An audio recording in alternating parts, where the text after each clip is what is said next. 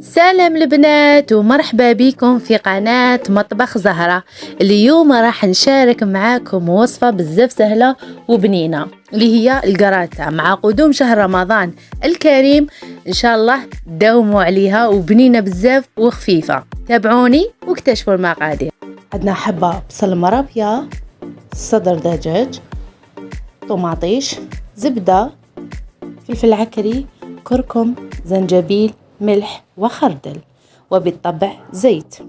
في مقلاة درت الزيت مع الزبدة، بعد ما سخنت ضفت البصل التاعي، تقلى مليح.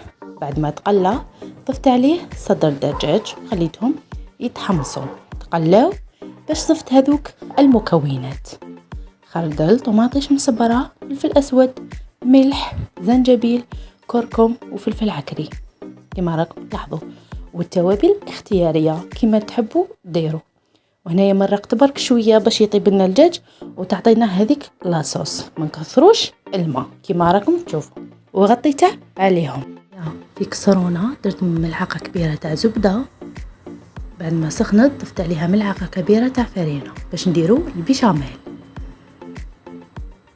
بعد ما عقدت غير شويه ضفت عليهم الحليب كما راكم تلاحظوا، ونبقاو في التحريك المستمر ونضيفوه شويه فلفل اسود. هنا ما درتش الملح باسكو عندي درت فورماج قطع جبن كاريات، وضفت جبن ليدوب كوريير ولا شيدار كيما تساعدكم. وهنايا قليت البطاطا هكذايا في كارو صغار، وضفت خلط كل خليط مع بعض كما راكم تلاحظوا تشوفوا.